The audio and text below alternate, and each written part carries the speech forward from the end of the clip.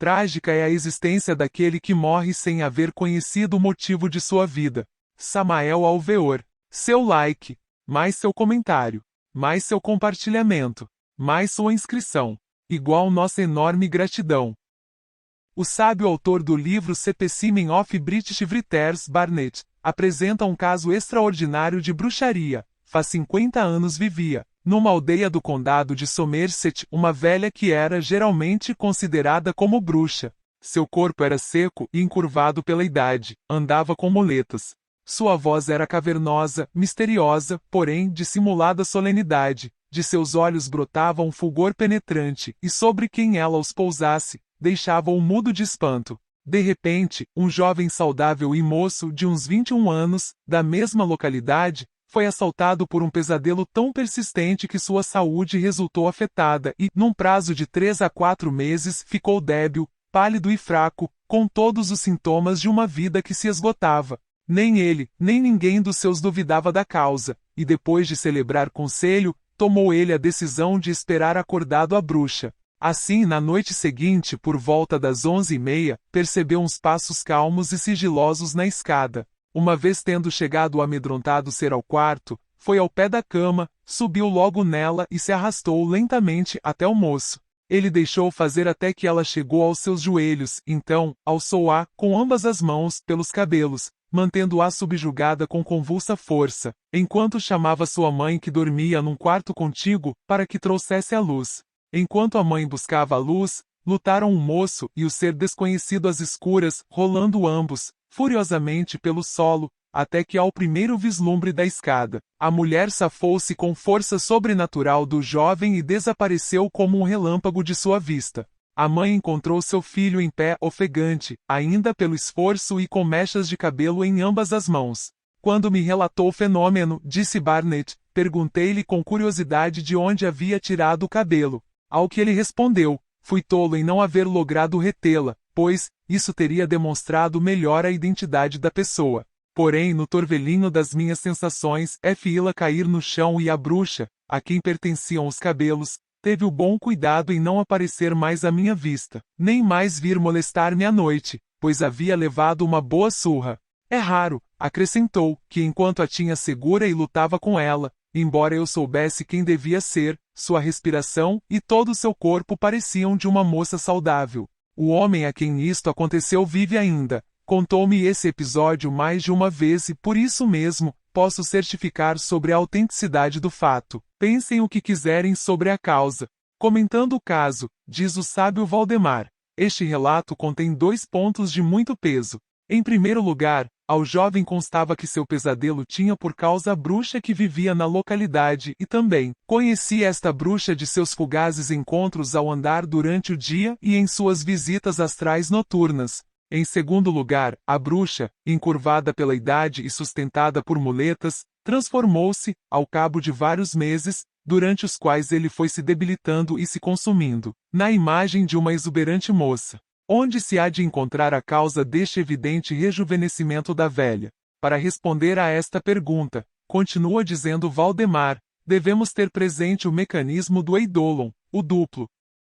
Se a aura que envolve e encobre aos seres representa, também, um reflexo fiel de seu corpo, de maneira que naquele se encontram, correspondentemente contidos com exatidão, seus defeitos e debilidades, o corpo duplo apresenta, por assim dizer, uma marcante evidência que, por exemplo, se manifesta, a miúde, em feridos graves, de maneira que se pode sentir dores em um membro amputado há vários anos, e por certo, tão intensos, como se existisse ainda o mesmo.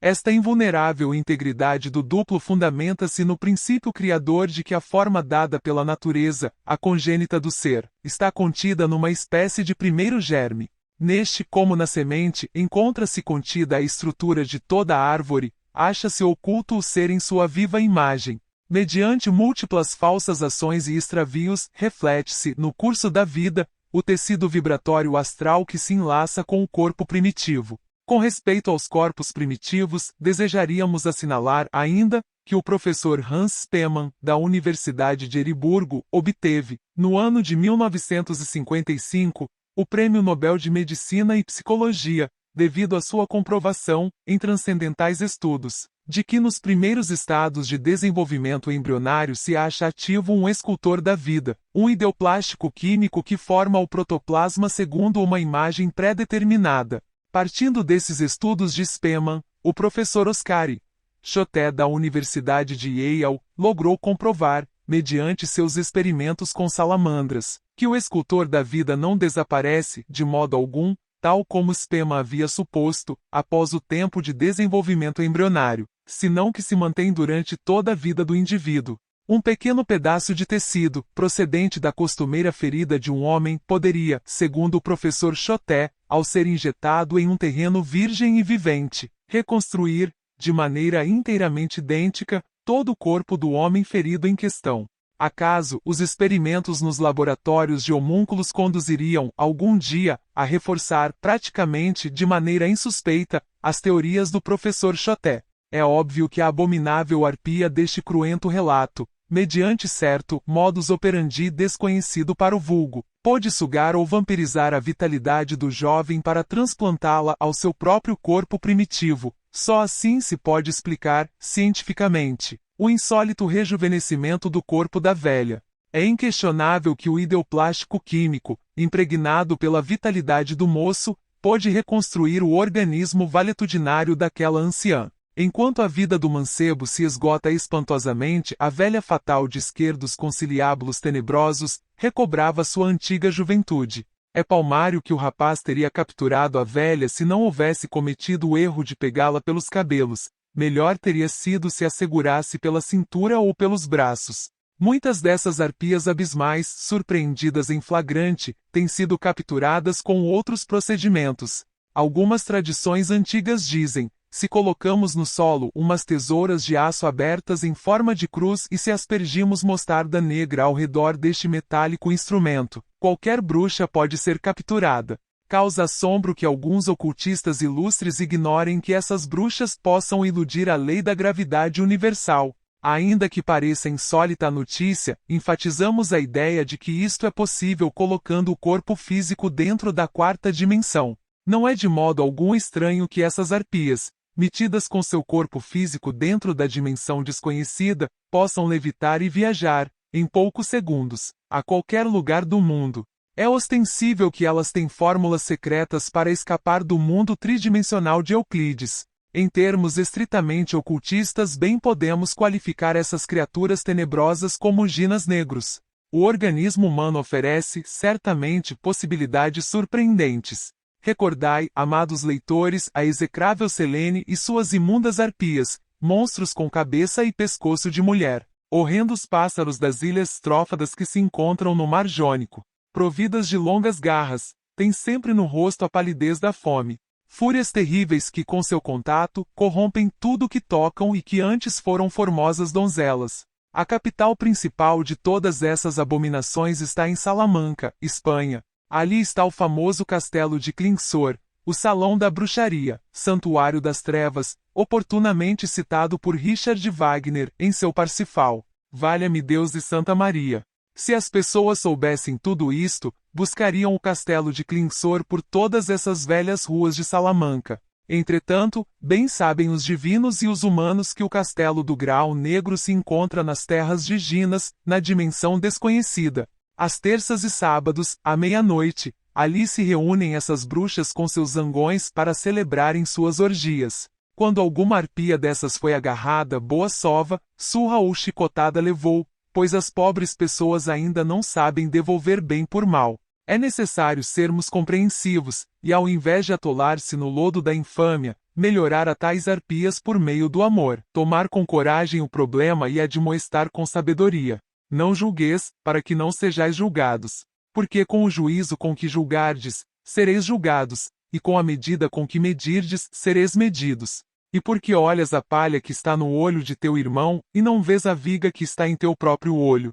Ou como dirás a teu irmão: deixa-me tirar a palha do teu olho e eis, aqui, a viga no teu? Hipócrita!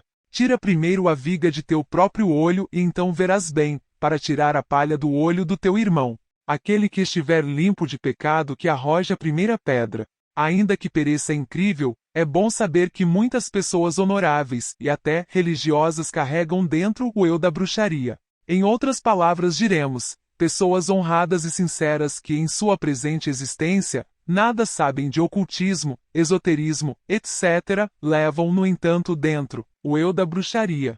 É óbvio que tal eu costuma viajar através do tempo e da distância para causar dano a outros. Qualquer fugaz interesse pela bruxaria em alguma vida anterior pode ter criado tal eu. Isto significa que no mundo existem muitas pessoas que, sem o saber, praticam inconscientemente a bruxaria. Em verdade vos digo que muitos são os devotos da senda que também levam, dentro de si mesmos, o eu da bruxaria. Concluiremos o presente capítulo dizendo: todo ser humano, ainda que esteja na senda do fio da navalha, é mais ou menos negro, enquanto não tiver eliminado o eu pluralizado.